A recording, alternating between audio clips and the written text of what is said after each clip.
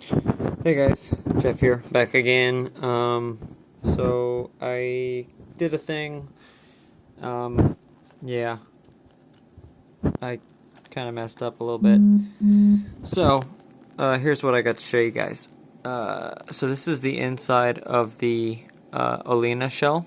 And yes, I was right. The height of the driver is drastically different. It is much lower than the Melee. Sorry, had a brain fart for a second there. So yeah, you can see these are the Olena shells, and you can see just where that nozzle hits. So yes, the shells are much deeper. So the drivers are much deeper. Here is the driver from the Trippowin Olena. I already consulted a friend of mine about it, and we are pretty confident that these are the O2 drivers.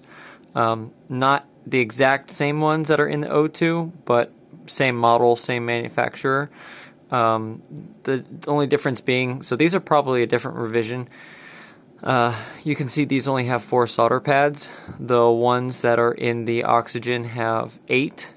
So they have 1, 2, 3, 4, 5, 6, 7, 8. And these only have 4, so these have half of that. I think that's just because these were tailor-made to be inside a single DDIM, and the ones that are in the oxygen might have been from an earlier batch where they just had the individual drivers and having the ability to be tuned. That's essentially the only reason why they'll have more solder pads on the back, is just for different features.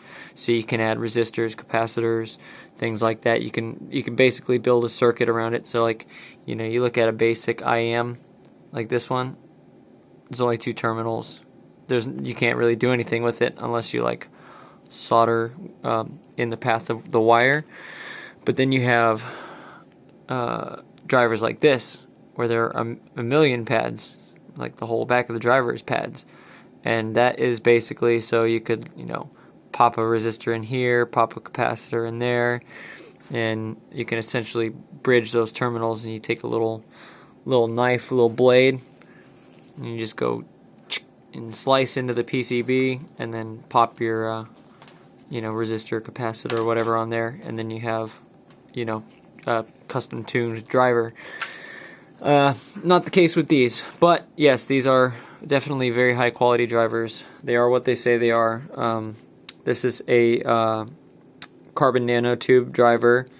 It is not DLC.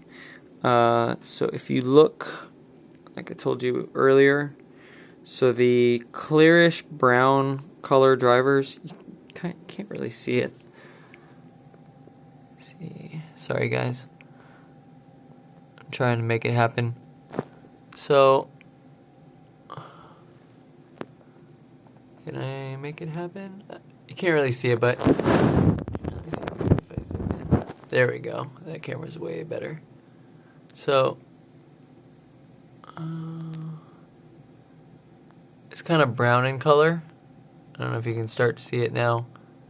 There we go. So yeah, see how it's brownish in color? So when you have a clear brown driver, that is DLC, or diamond-like carbon. So that is what a DLC driver looks like. If you have clear black, so you can't really see it, but it's like kind of tinted dark. Clear black, that is CNT. That is a true CNT driver. If you have flat black, like this, see that? It's fake. It's painted. It's not legitimate. So that's how you can tell the difference. You can also tell the quality of the driver. Let me see. Sorry guys, I'm kind of leaned over the bench here. Oops. There we go. Popped it back out. So this is the supposed O2 driver, the one that's in the Olena, and you see the surround ring. So remember that driver I was showing you a second ago? That was it's basically a single dome, and then it has a solid surround ring with no ribs in it. That is the different type of driver that you'll come across, or the different type of diaphragm. This type of diaphragm is like a more traditional earphone type. It's got a different suspension system, and the ridges let it move, but also keeps it rigid. So that's why it has that structure, the ridges in the structure there. It's kind of like a fan shape, like forming all those blades.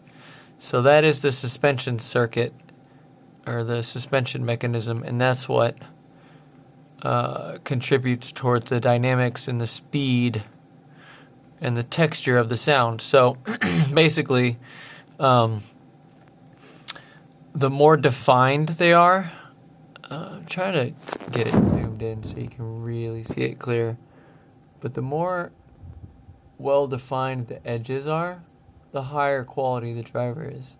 So you can see that's pretty well-defined. So this is definitely a high-quality driver. Cheaper ones that you'll see are not as well-defined. You know what? Actually, give me 1 second. I'll show you a comparison. Just hang on there for 1 second. Alright guys, I'm back. So, there we go. Sorry, I had to... So this is the fake driver.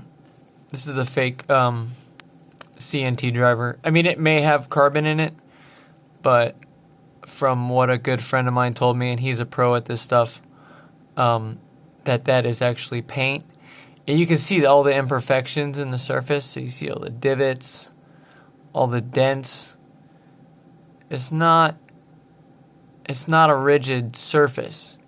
And then you see that tornado fan type suspension system. It's not as well defined. Like those lines they're thin. It doesn't look as nice and as clean as the other one. Where did I put it? Sorry, I have to find it. Give me 1 second. Alright, sorry, I found it. So yeah, so back to the legitimate driver. It's really hard to see because it's like clearish. But you can see those lines are much more defined. The edges, the like spiral fan shape, is way more defined. It's just the higher, because they stamp them. They stamp them out of a piece of like neoprene, not neoprene. It's like PET. It's like kind of like grocery bag material. And there's certain densities of like plastic that they use, and the way that they add different like minerals and stuff is they either impregnate the plastic with that material. So they'll take a bunch of graphene powder and they'll mix it in, or they'll take carbon and they'll mix it in, and they'll press it and they'll form it, and sometimes they even like heat treat it, and there's all sorts of techniques you can do. But basically every single diaphragm is stamped in a big press, like a big pressing machine. So it takes all that plastic and components that you put in, like the carbon or the graphene or whatever it is, and it smushes it all together into a diaphragm, and then they glue a copper ring around the edge, and that is what keeps the edge of the diaphragm in place and seals in the pressure, seals in the sound. And then they glue the voice coil to it and so forth. But the quality of stamping and the quality of material that they're using to stamp, has a great effect on the quality of sound that it'll achieve. And suspension has a lot to do with it. So that's why tuning filters exist, is they control how the driver breathes. It's all about how the driver moves air, kind of like your lungs breathe. There's a certain peak of efficiency, just like you'd be jogging, you're getting the most oxygen. Well, same thing with the driver. If it's really moving, you know, it needs so much oxygen. But yeah, anyway, you can control it and restrict it and give it more air, and that affects the tuning. But it's all about the suspension of the membrane and how it moves. So, shoot, where did I put that? Yeah, so here, let me just put the two side by side so you can kind of see the fake versus the real driver.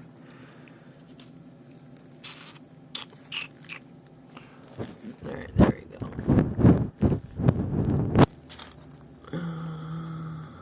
Sorry, this is so tiny. Alright, so there you go. There, boom, fake versus real. You can kind of look head to head. And let me actually... God, it's so hard to touch.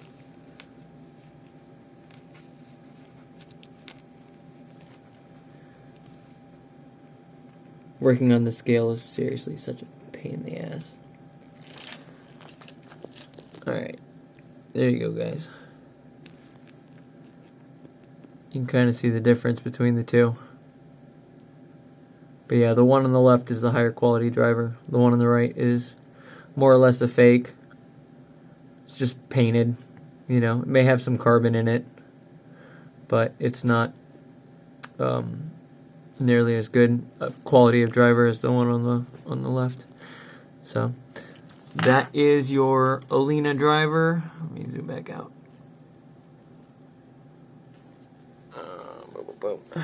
All right, perfect. Come on. So yeah, so I feel bad.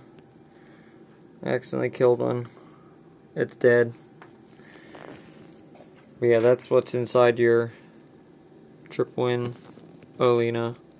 And I will, not that you guys will have any access to it, because I don't really post to YouTube much, but I will graph the driver and play around with it, because I do have one working driver. And then what I'll go ahead and do is I'll take these, for the time being, while I try to order some more of the oxygen drivers, I'll put these PU slash, what is it, LCP drivers inside. And I'll listen to these for a little while. So, alright guys, thanks for checking out my junk. Well, I'll just show you real quick. Yeah, this is all my crap. I got so much crap here. Can you spot the $2,000 prototype I am sitting somewhere on my bench? Oh no. Yeah, so. Oh yeah, and these are $1,300 right here. So Tux 5. Somebody gave me these. Can you believe that? It's insane. But yeah, one got damaged in shipping. Couldn't believe it. It was such a sad day. $1,300 IMs, the ones I was most looking forward to hearing.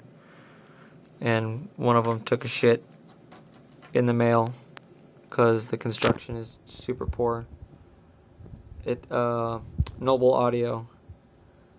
Like, it's a good design, good tuning, but the construction is garbage.